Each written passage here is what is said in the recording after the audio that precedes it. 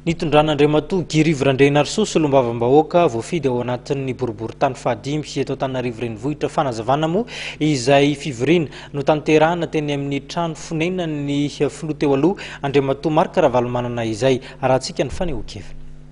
Fihaonana voalohany zao dia raha ny olona rehetra tao anaty atao hoe tiako Madagasikara ka nitarika na tao anatina gouvernement tafahiny zany tafahoana. Endrika voalohany zany entina ampisehoana ny firalahiana sy ny fifankatiavana fa izay koa ny endrika sy fototra hialana ny aingana hahatongavantsika ao anatiny atao hoe fanomanana ny fifidianana. Isan'izany satria izay no mahatoko tiako Madagasikara na toko dia hiatrika fifidianana. Izy-kevitra io dia tsotra aleo anefa ny fifidianana amin'ny lalana sy efa misy dia aleo hivoaka ny fampiaviana-pirenena miaraka amin'ny le ataon'zareo refondation de l'État. Dia ny anatin'izay tsika madinika ny rehetrarehetra na ny lalam-pandrenana zany na ny resaka commune zany na fizarazarana commune.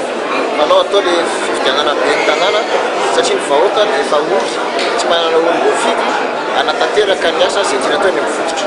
Misy ny restructuration tsy maintsy hisy na tokony izy an'izy antoko ka efa ho avy koa zany ny tokotiako Madagasikara fa ny manana fifidianana zany tsy maintsy miatrika restructuration zany ahafahana mahafantana izay sy manome hery ny any amin'ny fototra tsirairay avy ary ilainy zany atao hoe restructuration zany.